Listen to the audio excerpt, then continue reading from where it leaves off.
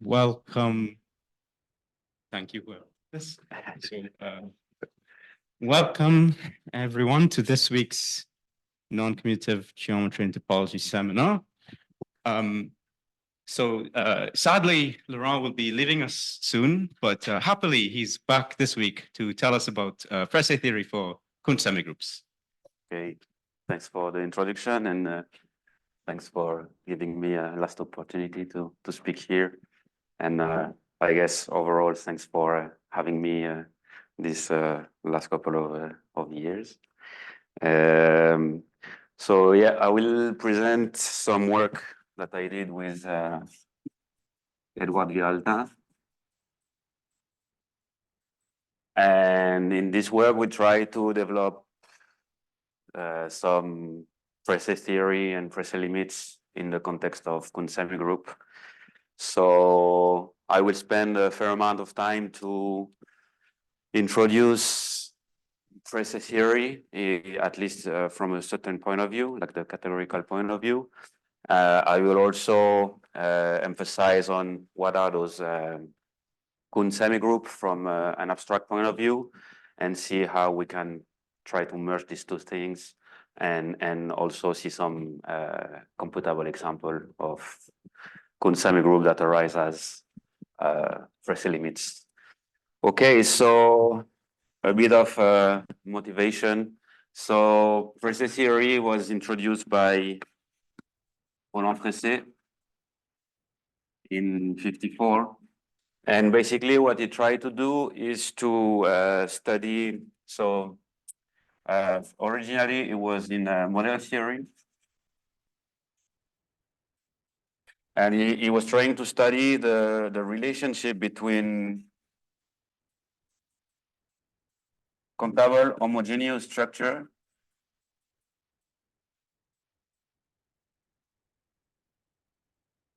and the classes of finitely generated substructures that satisfying certain properties. So in his work, so he observed that if you get a countable homogeneous structure, then you can say something about the classes of its finitely generated substructure. So namely, it has some special property. And he studied kind of a converse. So under what condition on classes of finitely generated structure can you say that actually there is this homogeneous countable structure that realize this thing as its age? Okay, so this is really linked to model theory, which I'm pretty far from being an expert. So I'll just mention another point of view that was developed by Irwin and Solecki in 2007. And so their work was more into, like it has more topological flavor, and it's kind of a dual or projective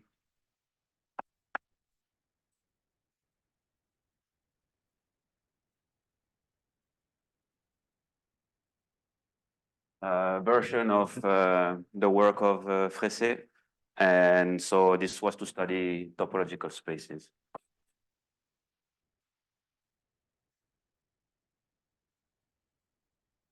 So they wanted to know when certain topological spaces arise at kind of some unique homogeneous structure for some class of subspaces.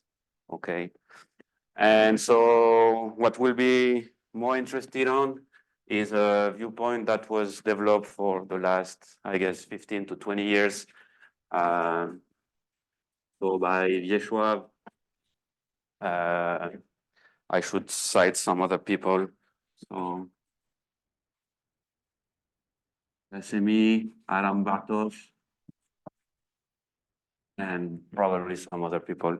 And so what they try to develop is kind of a unified version of those two pictures using category theory. So unify Fraïssé theory.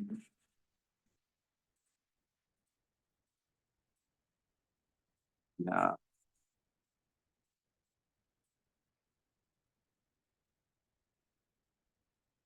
Because now this projective version is somehow just reversing the arrows. And instead of speaking about embedding of finitely generated structure into the limit, we now speak about surjection of the homogeneous space onto its subspaces. And from the viewpoint of category theory, these are the same things. Okay, it's just the way you put arrows. So basically, I stayed a bit vague on what does it mean to be homogeneous, but in this viewpoint, or I guess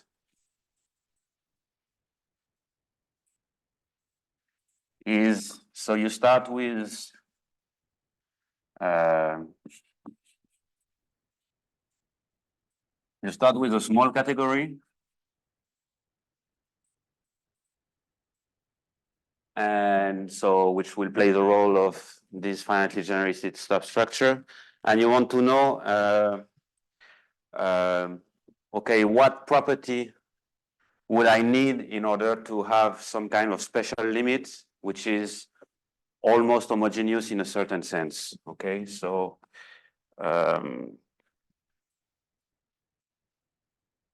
so we want to find sufficient condition on C such that there exists a limit in a slightly larger category D. Okay, this thing will usually not be closed under direct limits, which is almost homogeneous. Of course, we want something like will be unique and universal. So basically, in the sense that if you give me two arrows from an object in my small category to the limit, which basically you can always think of as embedding, and the dual version, like you have to reverse the arrows, and it's going to be surjection. Can I find an isomorphism of the limit such that this approximately commutes? Okay, this is what I mean by the homogeneity of the limits. Say again? Yeah, okay, so you would have C, and you have to go in a bigger category, which is basically will have limits, and your limit will live in this bigger category. Okay, you cannot just take like too large of a category, because then you might have too many arrows that will not behave well regarding with this homogeneity property. Okay, so I will specify, but usually C, you have to think that C does not necessarily have inductive limits. So you always have to go in a bigger place. Okay, so this is what we'll be focusing on before I dive into like more specific, probably a couple of examples. So for example, we can see the rational number as a Fraïssé limit. So it's the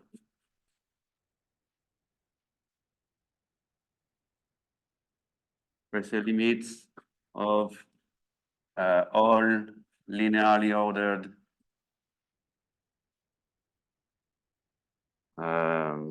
finite set. So basically, this is a Cantor theorem saying that you.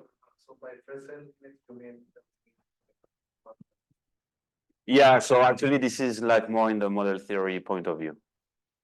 Okay, so but it's just to give you some examples. So for example, any linearly ordered finite set could be embedding in the natural number or the integers also, but you will not have this homogeneity property, meaning that if you give me two finite sets that are linearly ordered, I can embed them into the rational number and I can find a bijection of the rational number that switch from one injection to the other.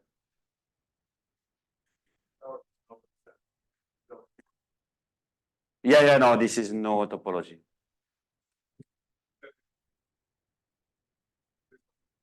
In this particular case, so I guess your category would be, just the ordering, which kind of probably, yeah. You also have this Rado graph, which is a graph with countably many vertices. And if you give me two vertices, there is a fixed probability that there is an arrow between those two vertices. And this probability is either 0 or 1. This gives you a graph, and it's also a Fraïssé limit of all finite graph. Okay, and so you have some other topological example, which hopefully I will get into, but just to give you a quick flavor, the Cantor set and the pseudo arc are Fraïssé limits, like projective Fraïssé limits of some subclass. And most lately, and this is how I got interested into this, there have been some example in the system algebra world. So probably so all universal hyperfinite system algebra are Fraïssé limits.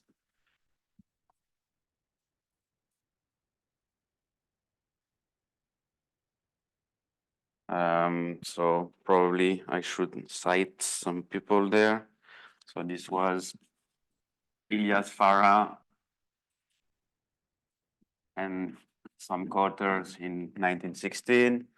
The Jiangsu.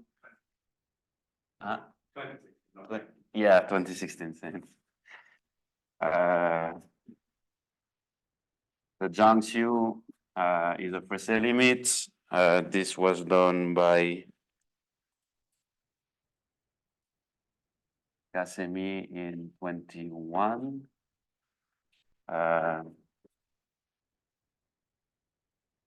Jaselon Razak, I guess. I don't know. Is also a Fraïssé limit, so this was done by Bishan and Alessandro.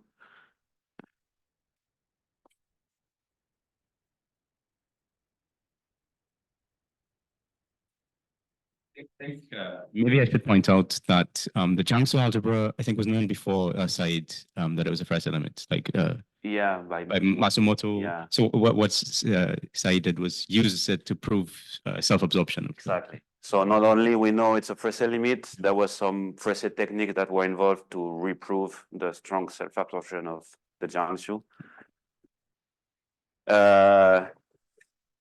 And a last one. So this was done by this one and Dasani in 21. Yeah, there exists a universal AF algebra. Okay, which arise also as a Fraïssé limits. Okay, so probably is not all that has been done, but in the last 10 years, probably people have been working on expressing star algebra as Fraïssé limits, and it has unraveled some curious consequences. For example, the strong self-absorption of the Jiangsu. I guess this is an open problem whether we can prove the same thing for W using Fraïssé theory. Okay, so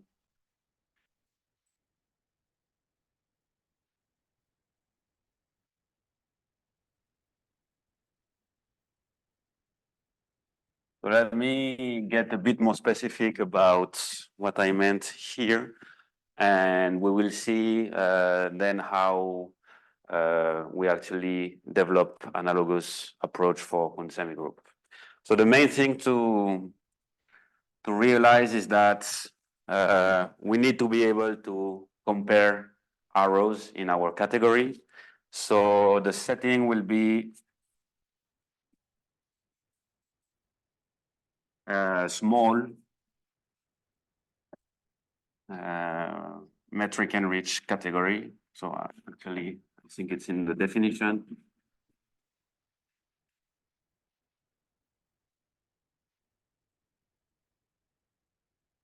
And you should think of it as if you give me two objects,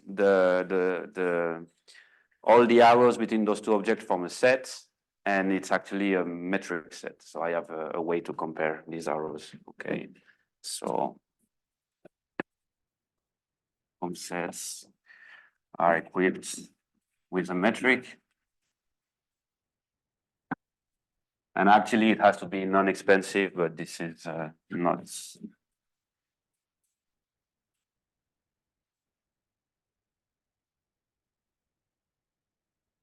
If you don't know what that is, it's not really important.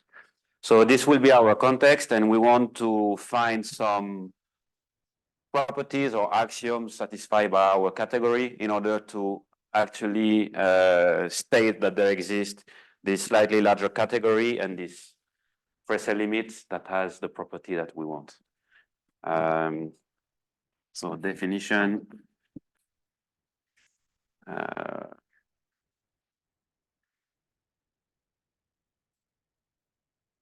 Say that C is Fraïssé category if it satisfies the following axioms. So I have the joint embedding property. So it means that if you give me two objects of my small category, I can find a bigger object and two arrows. Okay, there exists a larger object such that, okay.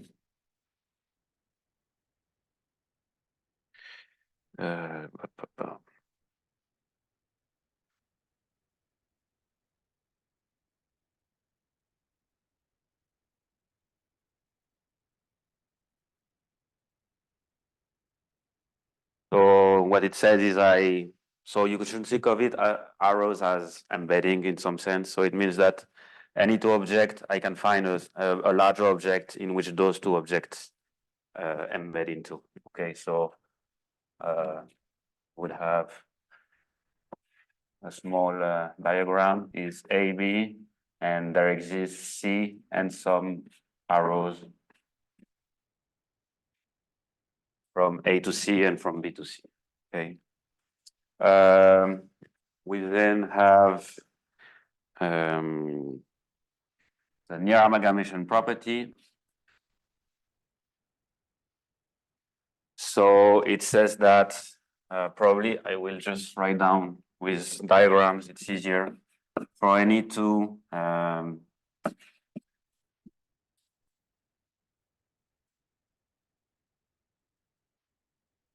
arrows like that, I can find an object and two arrows from B1 and B2 into that object that amalgamate or almost amalgamate this diagram. So there exists beta 1 and beta 2, such that this, okay, I should say for any of those two arrows and any epsilon.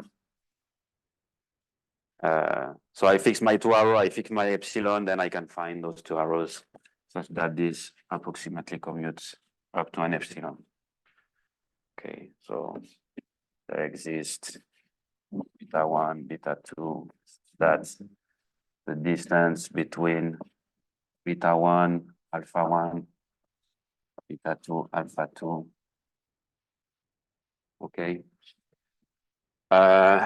And there is a third condition, which is kind of a separability condition, but let's just somehow forget about this. Just think of it that if your category is actually countable category, so it means that all the Ohm sets are countable, then you will satisfy this condition. And all the examples that I will present satisfy this countable condition, okay? So the probability condition also. Okay.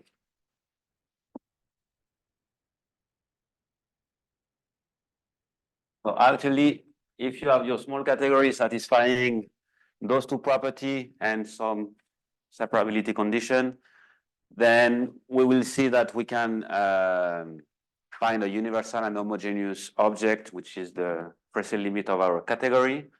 And a useful tool to actually sometimes construct it is what's called a Fraïssé sequence. So if you give me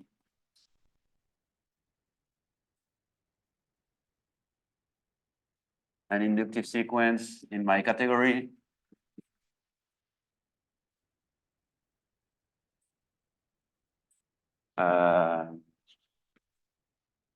we say that it is a Fraïssé sequence if it satisfies the following property.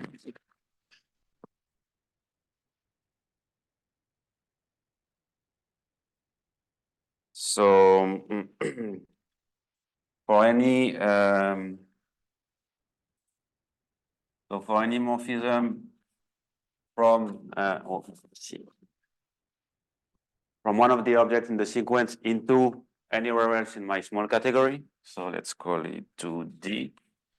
Okay, maybe D is not a good name. C prime. I can find an arrow in my category from C prime that goes back into the sequence, and we can always make it go back further away. Okay, so and every time it's approximate, so it's for any alpha, for any epsilon, I can find there exists a beta, and this is gamma ij, such that this approximately commutes. There exists a beta from C prime to Cj, such that the composition of those two arrows is more or less the same as staying in the sequence. Okay. And this is actually, so if we go back all the way back to Fraïssé work, this is this back and forth argument that arises in many areas of mathematics to show that, for example, two inductive limits will actually give you the same two inductive sequence will give you the same limits, and in sister algebra it's known as the approximate intertwining techniques, and this is where it's coming from. Okay, so you need this property, and so you can show that a Fraïssé sequence in particular has a unique limit, and combined with this property, you can show that its limit will give you the object that you're looking for, satisfying this homogeneity condition. Okay, so probably okay, theorem So any Fraïssé category in the sense I defined earlier admits a Fraïssé sequence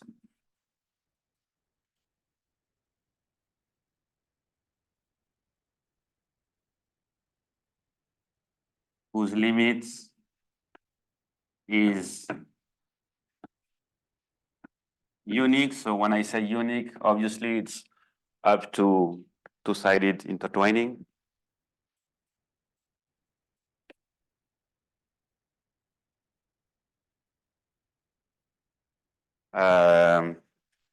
Universal. I will explain what that means, but basically, you always, for any object in your category, there will be an arrow from your object into the limits, okay, and homogeneous, and okay, almost homogeneous.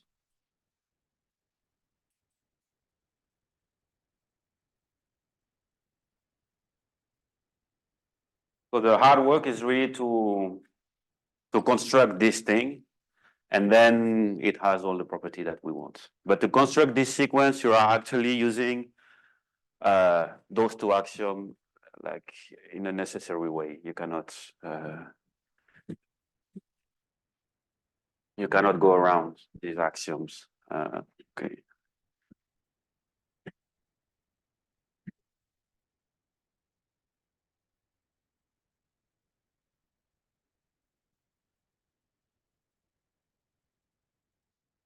And okay, probably as a corollary,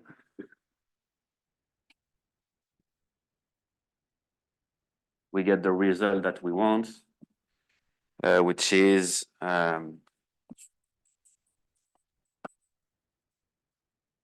you give me a Fraïssé category.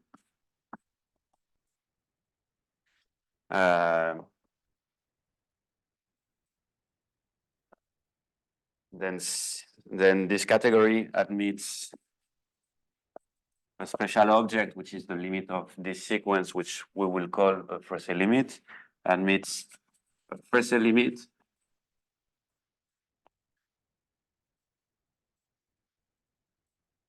in a slightly larger category that I will call C bar. I'm being vague here, but yeah.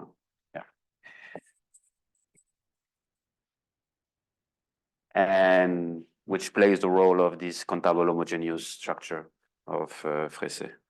So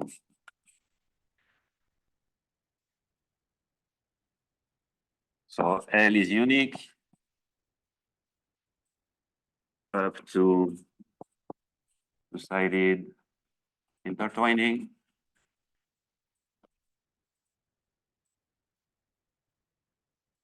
L is universal.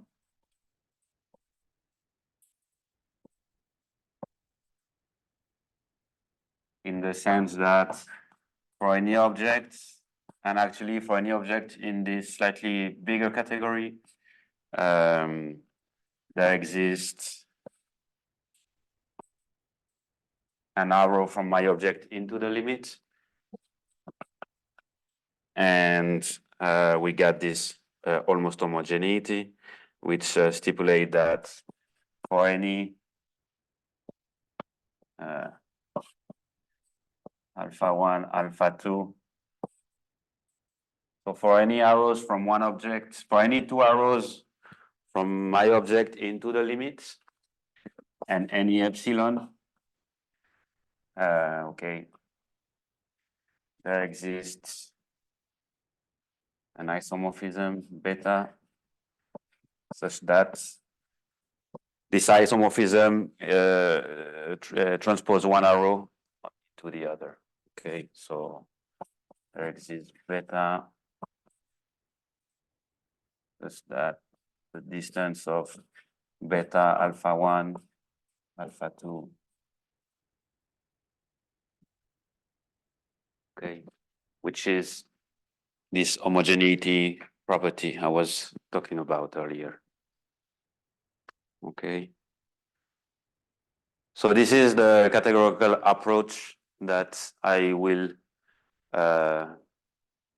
base my analog with theory for Cuntz semigroup. So before I do so, I will refresh a bit on this category.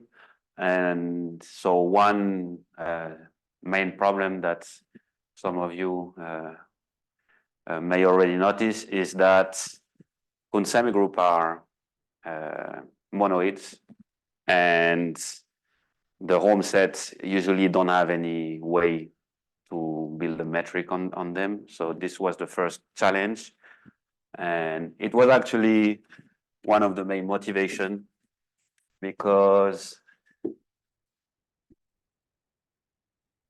some work has been done, especially for classifying star homomorphism and C-star algebra using the Cuntz semigroup.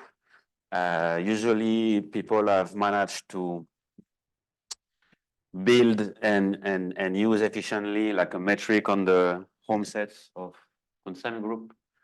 And this was like this work also was a motivation to generalize this construction and these techniques. So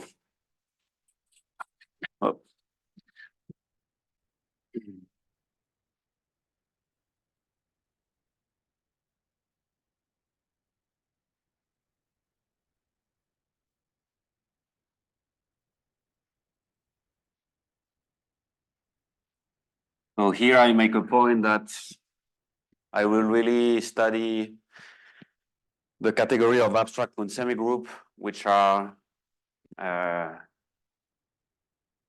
unrelated to C-star algebra. Okay, you can see them as objects like in the following category. So I will not go into the full definition, but I just want you to get at least the viewpoint that I need you to memorize for the rest of the talk. So a CU semigroup, you just have to think of it as a positively ordered monoid.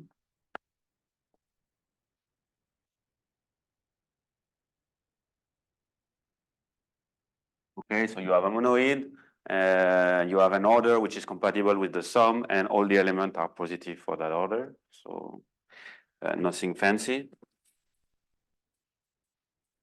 And you also have a kind of topology that is hidden there.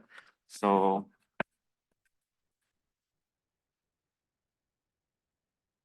sometimes we say an order theoretic topology.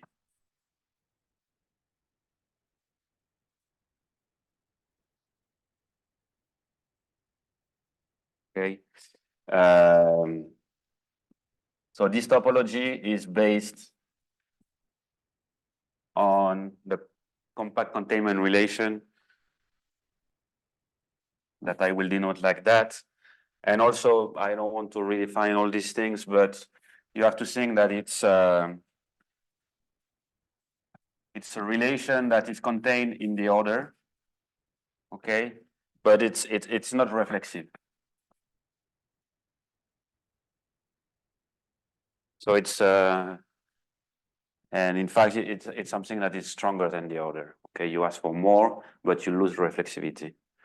You still have transitivity, and you still have antisymmetry. Okay, so so yeah. So this does not go in there because it's fully defined via the order. It's not an additional relation. It's an addition. It's a relation that you extract from the order, which has this property. Okay, and so this relation makes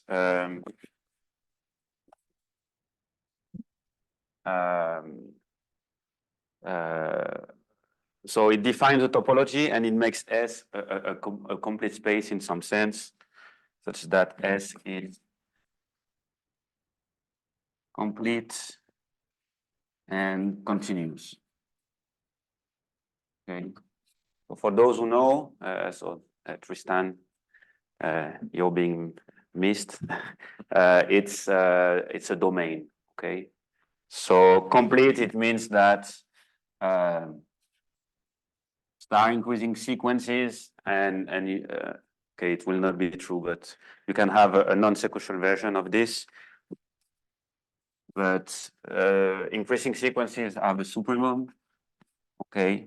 And the continuity thing is that you can approach any element by not only a star increasing sequence, but a sequence that is actually increasing in a stronger way via this topological relation.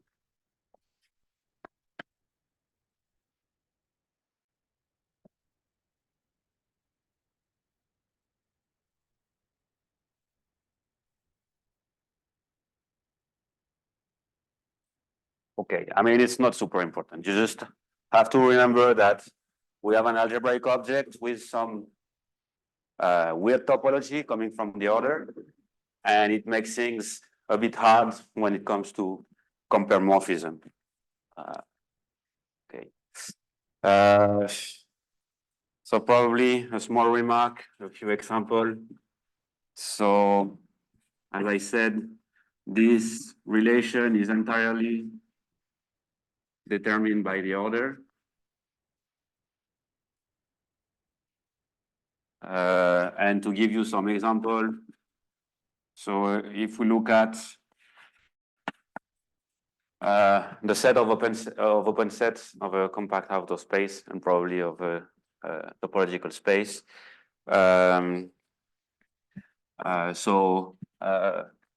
We can add and compare two open sets, okay, using the union. And what would it mean to be compactly contained? Exactly what it means. It means that you can stick a compact set in between those two, okay? So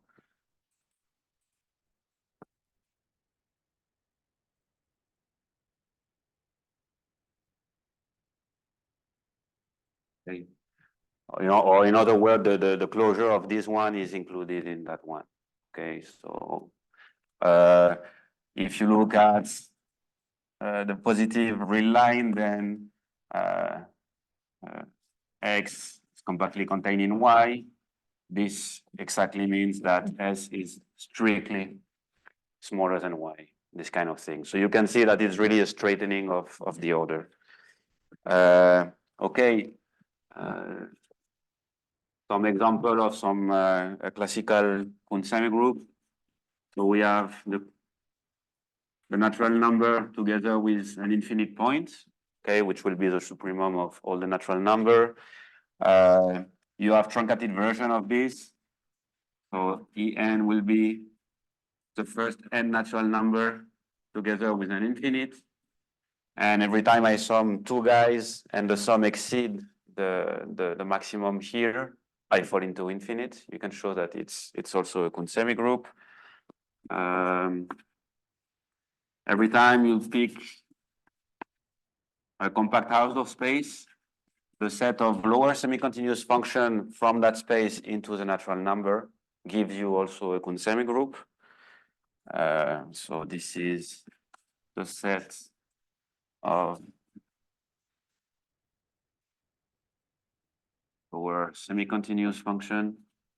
I didn't define what that means, but it's a weaker form of continuity. Okay, and so on, and most, okay.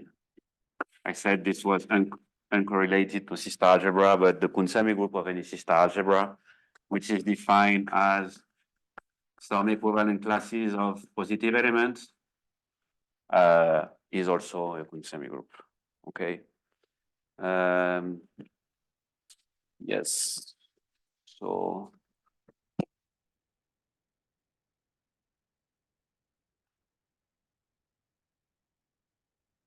the first problem, if one wants to construct a Fraïssé theory for these objects, how to compare two morphisms. Okay, so there have been some work where you can actually, if the domain, if your two arrows comes out of this kind of Cuntz semigroup, then you can use the topology of X to actually work out and make some comparison of elements and arrows. Okay, so this kind of metric has been really useful in the classification of AI algebra. I've been using this kind of thing where X is the circle to also classify certain types of morphism, and yes, and actually, so in some previous work, I tried to develop an approximate intertwining version for Kuhn semigroup whenever you can compare two arrows, and it was actually really difficult to do this in a full general setting. And so one way to come around this and actually generalize this to any abstract Kuhn semigroup is to compare morphism as follow. So as I told you, the topology is really using this straightening. So the way to compare morphism that we came up with was the following, which already appeared in the literature, but probably not explicitly stated. So if you give me two CU morphism, so I didn't say, but CU morphism are just monoid maps that preserves this continuity and this completeness, okay, roughly. I mean, it's like any morphism from a category, you have to preserve all the properties. So if you give me two CU morphism from S to T, and I don't know anything about S, the only thing I can do is to take a finite set and see if the image of all the elements of my finite set via alpha and beta do not fall too far away, but what does it mean? So we will make sense of what does it mean using this thing, and I have to have double comparison in some sense. So I take a finite set in the domain, and I say that alpha compare with beta on F if whenever I pick F prime and F, so two elements of my finite set, such that one is compactly contained in the other, then what I'm asking for is that the image of the smallest one via alpha and beta, they both lie below the image of the bigger one via alpha and beta, okay? Then alpha of F prime should be, I mean, both.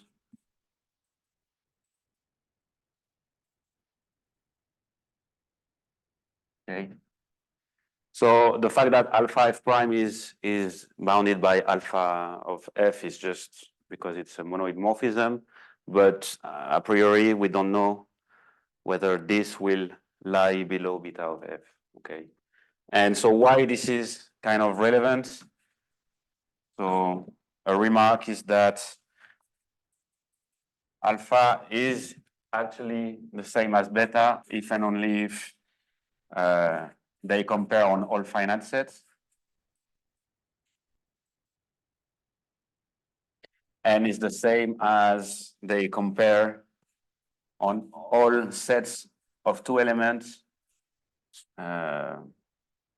such that one is way below the other, okay? So maybe this gives you a flavor of why it's important.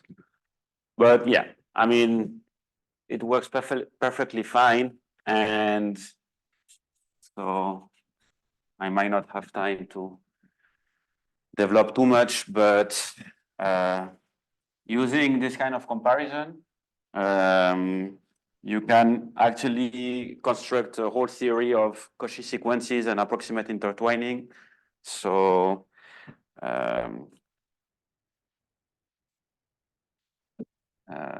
okay, so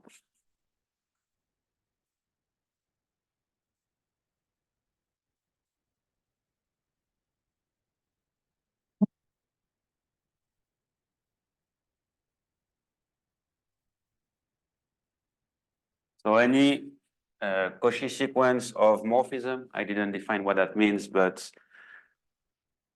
you would do it as if you had a metric there, but it's kind of technical, but any Cauchy sequence converge. And secondly, I don't want to erase the other one.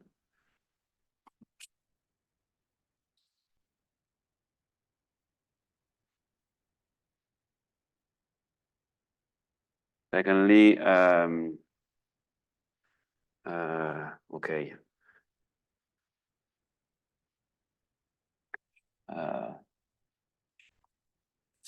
Formulated like this, any two-sided intertwining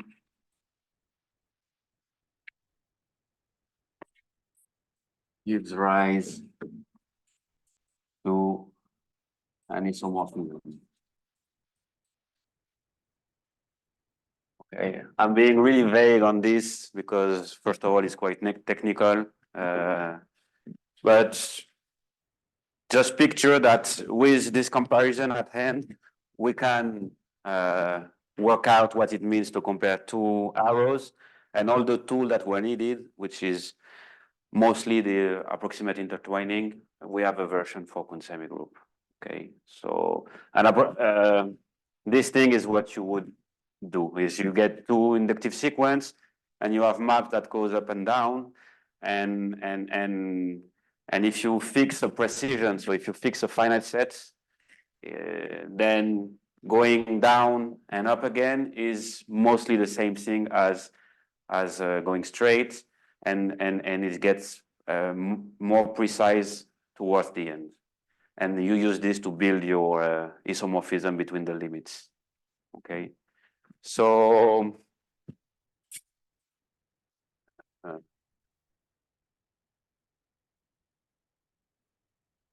so now I will start with a small category, but it's not metric enriched, but it's a small category of abstract Cuntz semigroup, and I want to define what does it mean to be a Fraïssé category. So I want to do analogous statements, and I will check out that I recover the same theorem. So the joint embedding property, it's just about the existence of some arrows. So this is the same. And the near amalgamation property, now I have to ask that for any two arrows like that. So now my precision is some finite sets. So for any finite sets in A, I can find two arrows that almost amalgamate this diagram in the sense that this composition of morphism compare with this composition of morphism on the finite set that I chose. Okay. So that's back.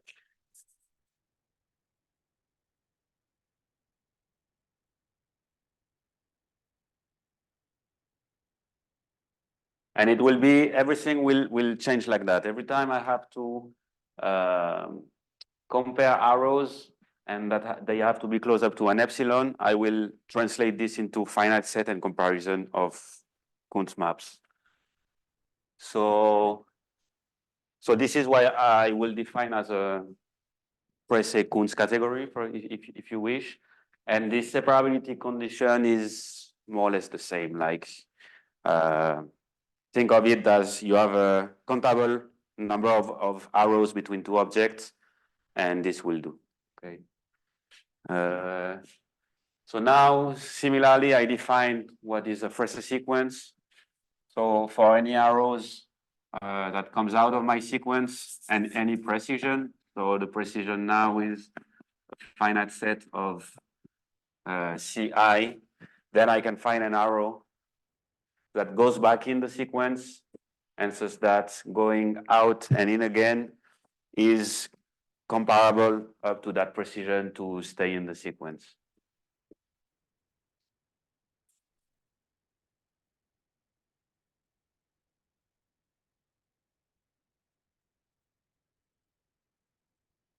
okay?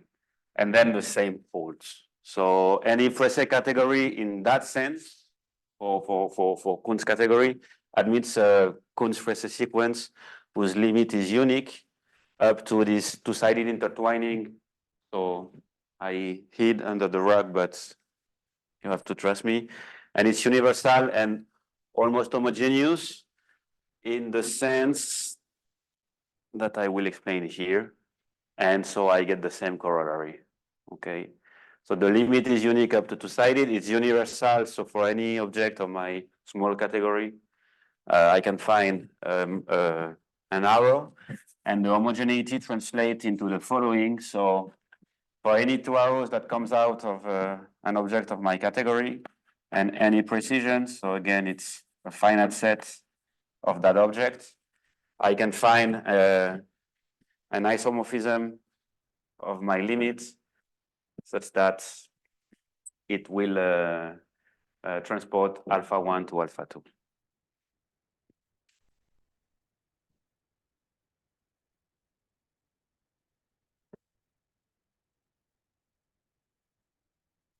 Okay.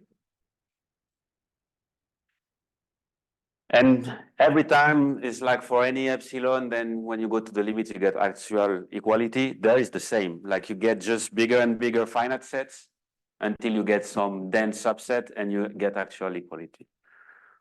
Okay, so the theory is really analogous and it works really well. And the hard work was everything lied in here. Okay, okay, I have 10 minutes left. Let's dive into examples.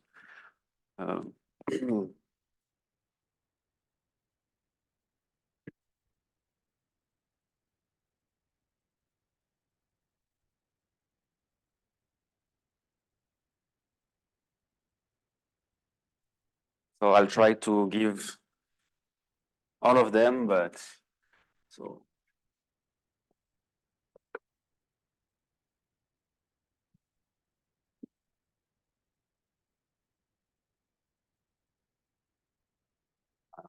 Probably 3.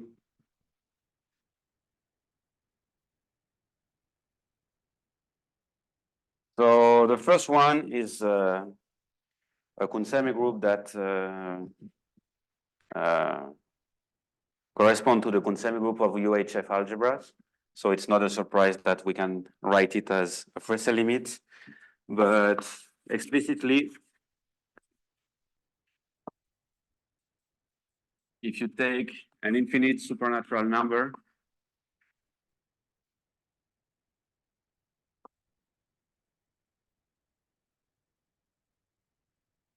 so it's not that important that it's infinite, but it's easier for computation. You take the following category. So the objects are, it's a single object, which is this completion of natural number. And all the arrows are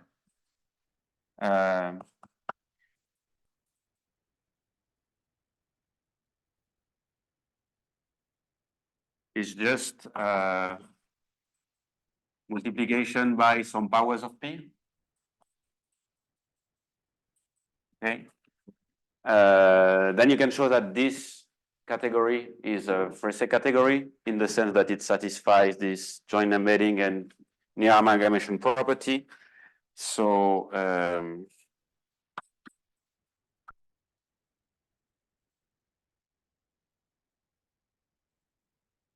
so SP is Fraïssé and its limit is computable and it's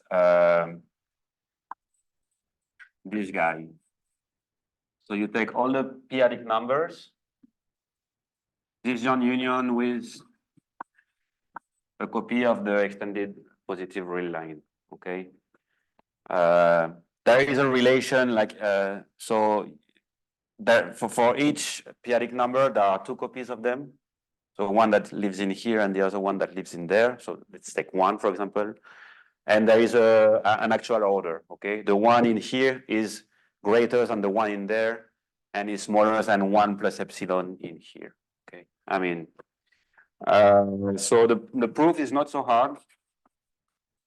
So the joint embedding property is just one object, so it's kind of obvious, and the near amalgamation property follows from the fact that this set is actually commutative. Okay, I can compose multiplication by L and then by L prime, or the other way around, and this does the jobs.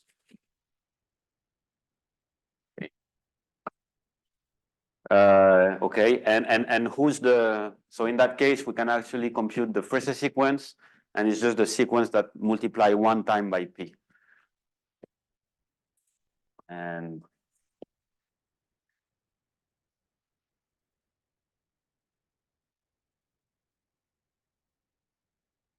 this is the Fraïssé sequence. Its limit is this guy, you have to trust me, but it's true, it's known.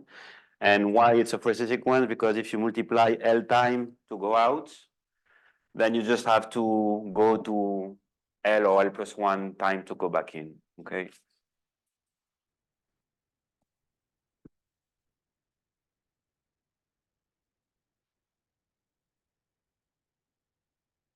Another example that is interesting, probably I will wrap it up. So we have also a universal what's called dimension semigroup. So B.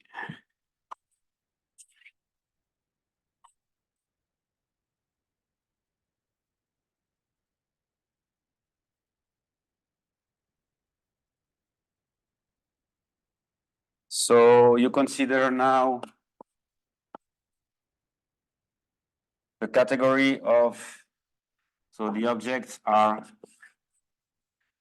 any finite copies of this guy, okay, which is also a Cuntz semigroup, and the morphisms are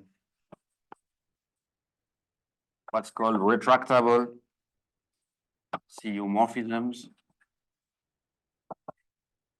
So it means that we say that a Cuntz CU morphism is retractable if there exists a section, kind of. So there exists a sigma from T to S such that,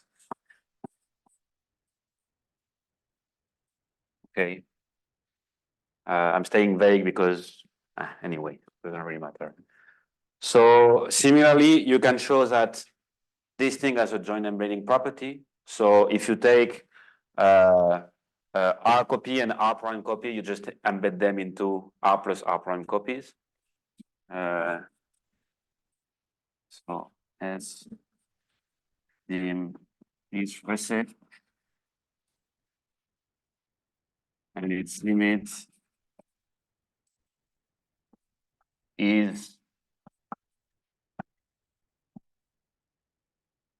the universal dimension CU semigroup S, in the sense that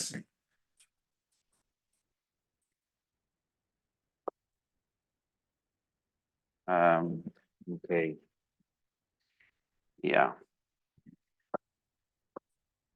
So for any S in, okay, in some, okay, so for any S that can be expressed as the direct limits of one of those guys, which are called dimension Cuntz semigroup,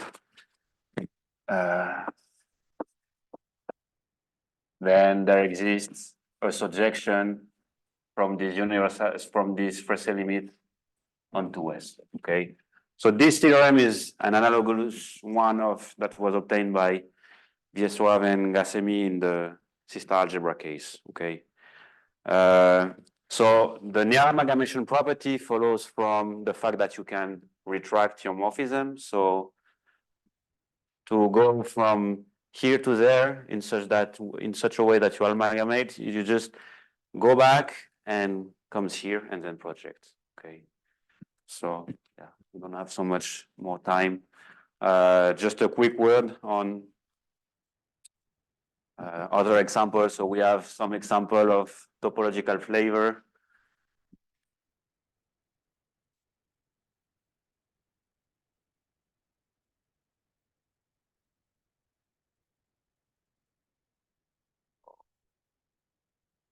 Yeah, we'll not have much time to show you why, but if you take the counter set, this is a projective Fraïssé limit, and we can show that the dual version of this that okay. The lower semi-continuous function from the counter set into this extended natural number is a Fraïssé limit.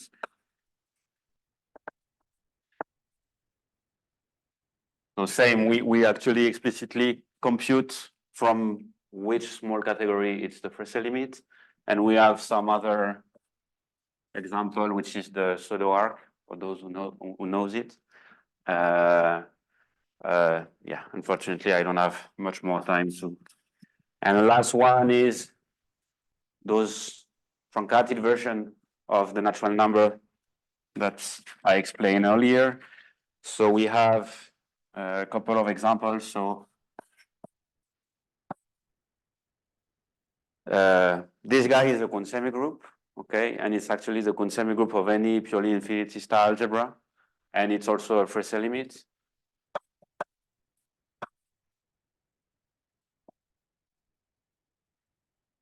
And it's obtained as like the Fraïssé category is all those truncated version of the natural number with some special arrows. And we have a last one that we're actually not sure of the computation, but probably it would be a truncated version of this guy. So let's call it. So I don't have time to tell you what it is, but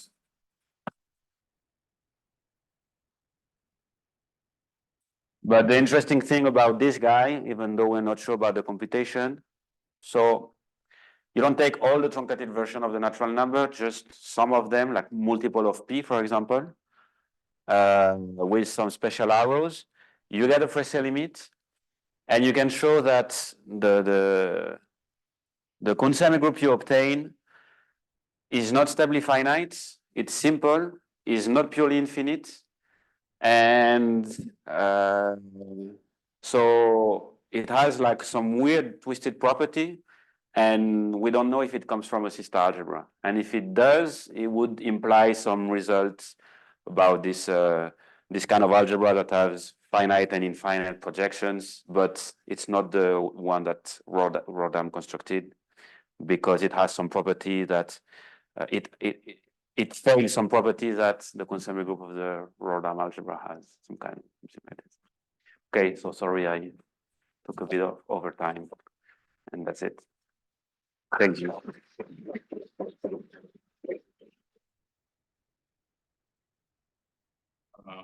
All right, thank you very much, Laurent, for the very nice talk. Do we have any questions?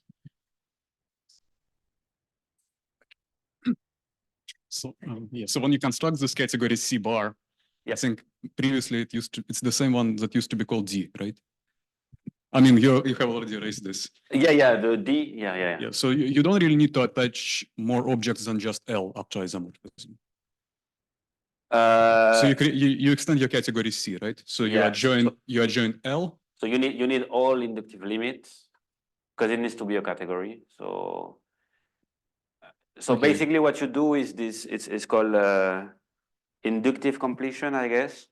So the object will be all the inductive limit from all the inductive sequence you can construct from your small category, so that it's closed under inductive limits. And the arrows, it's a bit tricky. Like you cannot throw in all the arrows, because otherwise you might lose this homogeneity part. But in general, it's still going to be smaller than the full co-completion of a category. Yes, right. Yes. So also, if I understand correctly, the whole idea of your work is to avoid working with metric enriched categories because in the examples you're interested in, the metric is hard to describe. Exactly. So our small category is always inside this abstract Kuntz semigroup category. And in there, it's what I was trying to describe, that the topology comes from the order. So it's really hard to, like, if you give me two elements of inside the Kuntz semigroup, I don't have a way to say that they are close from one another or not, these kind of things. And yeah.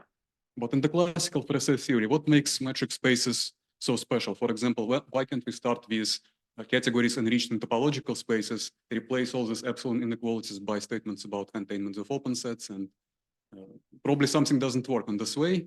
So in other words, how to reconcile your theorem and the theorem over there? So what is the common ground? Do you need some kind of a notion of Cauchy completeness to make everything work? Some abstract version of Cauchy completeness? So I needed this Cauchy completeness to actually show that I have this theory of approximate intertwining. Because what you do is so the isomorphism you will get in the limit is built as this the limit of the Cauchy sequence, where you just go up to a stage in the upper sequence, you go down, and then you go in the limit of the down sequence, and you can show that just going down a bit further each time builds a Cauchy sequence, and it converges towards a morphism from S to T, from the two limits. So yeah, I mean, it's a good point. Probably maybe you can, if you speak about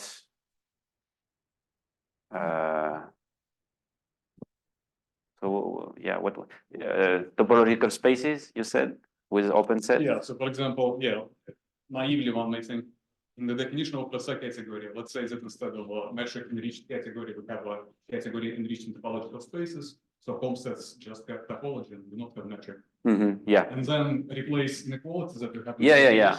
by statements about open sets containments. But this is probably too general, something wouldn't work. Yeah. So I was wondering if at some point the proof of your theorem on the abstract level coincide with the proof of the standard series. In other words, what is the common abstract feature of the categories that makes proceeding in your sense? Yeah, so the main tool is this thing that you have access to this, and then it's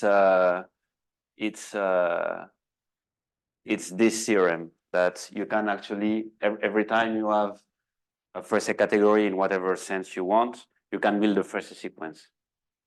So this is the hard, like the technical part of the proof. But it would be interesting to see where it fails. But then I guess what you are asking is it's kind of related to domain theory. So you would need like compact containment between open sets. You not only need this, you need some kind of completion and some kind of continuity, which are these axioms satisfied by Kuntz semigroup that are being used actually to prove this Cauchy completeness and this approximate intertwining. So it might be too general in some sense.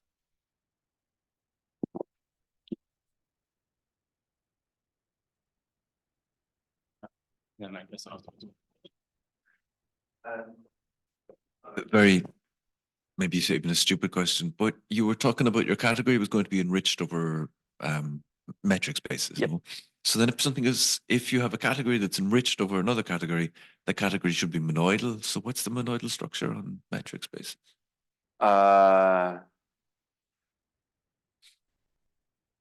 I don't think it's enriched in that sense. It's not enriched. Okay. I think the definition of metric enriched means that, I mean, from the SOF paper, it means that, maybe it's just, I don't know, maybe coincide, but I don't know. But in the definition is that your home sets have a metric, and it's non-expansive in the sense that when you compare two arrows, if you pre-compose or post-compose, the distance that you get has to be smaller. Ah, okay. You cannot expand the distance by pre-composing or post-composing. Hi, may I comment on that?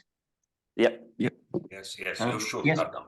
So actually, you can find a monoidal structure which exactly has this equivalent description. You just take the product with the L1 metric. That would be the product of the monoidal structure. Okay. Okay. Thank you. So thanks for answering that for me. And I guess, Hannes, do you have a question? Yeah. Hi, Laurent. Thanks for the talk. I want to ask if you can get the Cuntz semigroup of the Jiangsu algebra as a Fraïssé limit like this. Yes. Okay, it's a brief answer, but yes. On top of my head, I think we wanted to include this at the very last minute in the paper, and I don't remember if we did. But yes, and also the extended positive real line, which is the Cuntz semigroup of W, should also be a Fraïssé limit. Okay, great, thanks. All right. Maybe I'll just quickly ask that universal dimension Cuntz semigroup. Is it the Cuntz semigroup of the universal AF algebra? It is. Okay. Yeah. Right. Okay. Great. Cool. So actually, most of the techniques were to prove that these objects that we construct are somehow comes from or are inspired by what has been done either in the C-star world or in the topological world. It's just that, we deal with these different tools and techniques, so you have to. But there is something I didn't mention. If you get a Fraïssé category like of C-star algebra in the sense of Kubitsch and some other additional properties, then applying the functor CU give you a Fraïssé category in our sense, and the Fraïssé limit coincide, passes through the functor. But it's not automatic, and it's not all the time, so one has to be careful with that. Wait, right. Thanks. I was wondering, do you have examples from Lie algebra theory? I was thinking that maybe the positive lattice of weights of a Lie algebra should be a Cuntz semigroup, so one can work something from that. Yeah. So is it a complete lattice? I mean, if you take any, is it just a finite set that has a supremum, or you can take it? Huh? Yeah, simply, yeah. Okay. So yeah. So it should be.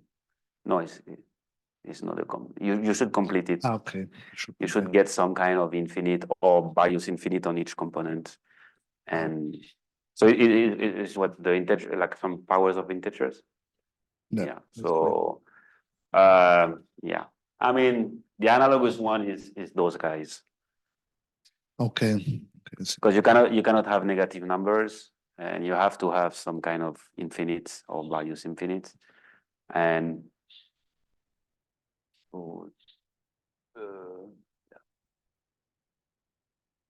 Okay, so thank you. All right. So if there's nothing else, then let's thank Laurent again.